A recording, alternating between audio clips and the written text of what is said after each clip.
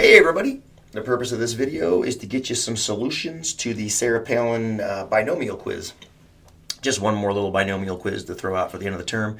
I thought it was interesting. That they said that she was a mover and a shaker as far as swaying political elections, and I thought, well, we can actually measure that. I mean, either she does or she doesn't for every single one of them. She has 64 tries to weigh her influence in, so either she does or she doesn't in each one of those. So either she has no predictions whatsoever gotten right, or maybe as many as 64 predictions. So you think about this is kind of like chickens and roosters. You buy 64 birds, you get anywhere from 0 to 64 girls. Same thing. The only thing that changes is the probability of getting something correct. So I set this all up in Excel just because I don't have dist fill on my little TI modeler on the computer. So I just did it in Excel, but of course you can do it in dist fill, which is what I kind of told you to do. But to get you your answers, your average is 31 and your sigma, or your standard deviation, was 4. So assuming that her rate of correctness was, what did I say it was? 48.7. Is that correct? I want to check that again. To make sure that's right. Yep, 48.7. I have the quiz open over here.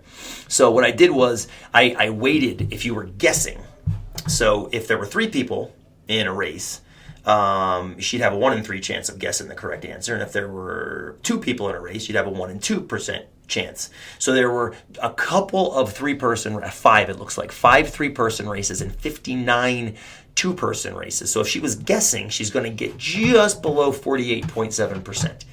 Just below 48.7%, which hopefully makes perfect sense, because if she was guessing at 2 people races, it'd be exactly a coin flip each time.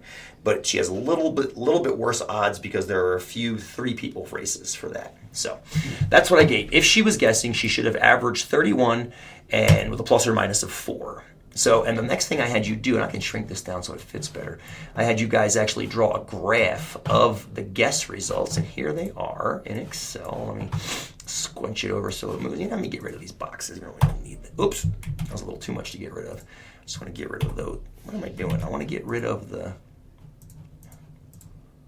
Let me do this. I wonder if I can change the markers to something smaller. There we go. That's better. Close. Thank you very much.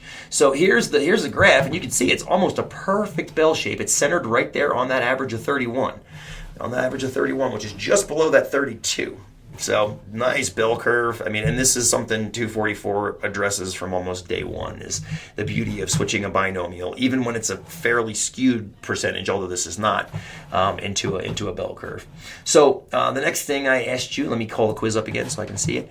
Average standard deviation, there's the graph. Based on your 3 answers, does it appear that guessing 33 correct out of 64 is unusual? Okay, so let me just make sure you understand why we're checking 33. She was claimed to have a positive influence. More than half of the 64 candidates she endorsed won. Okay, more than half. Well, she's right, 33, which is more than the half of 32. So the question is 33 significantly higher than 64? So should we make a big deal about her quote-unquote political weight? Okay, so let's figure it out. She got 33, which means she lives down here on this curve, which is one of the high points of the curve. I mean, it's right there. But that's not a good thing to be if you're trying to prove that you have political weight to throw around. This is the guessing curve, right? This is the guessing curve. If she had political weight to throw around, this curve should be over here. This curve should be over here. She shouldn't be anywhere near this curve. This is the guessing curve. This is the flipping a coin curve. If she was actually influencing things, they should be over here. Now, over here is a relative term. How far over here? Well, I don't really care. I'm going to prove to you I don't think she's on... I'm going to prove to you I think she's on this curve. Remember that standard deviation and average that we calculated earlier? Well, this is roughly bell-shaped data. That means if we were on this curve, most of the data is going to be within 2 standard deviations of mean, which means most of the data is going to be within 23 and 39. 23 and 39. Guess who falls directly within 23 and 39? Sarah Palin at 33, which means she is right there in the middle of where she should be assuming that she is guessing, which means guessing 33 out of 64 is not unusual at all. It's right where you would be if you were flipping a coin. So, in order for me to be convinced that she was actually doing something interesting, my next question is, at least how many endorsements would she have had to have gotten correct in order for me to believe that she was doing better than guessing? Well, if 23 to 39 is considered the range of usual, anything outside of that would be unusual. So if she was getting below 23, I'd think that she was doing worse than guessing. I would think that she was intentionally picking the wrong people. But if she was getting 40 or more, that's when I would say, okay, I'm going to start paying attention to what she's doing now. So that's the answer to the last one. So we answered kind of all 5 of those questions at once here today. Hopefully that made sense to you.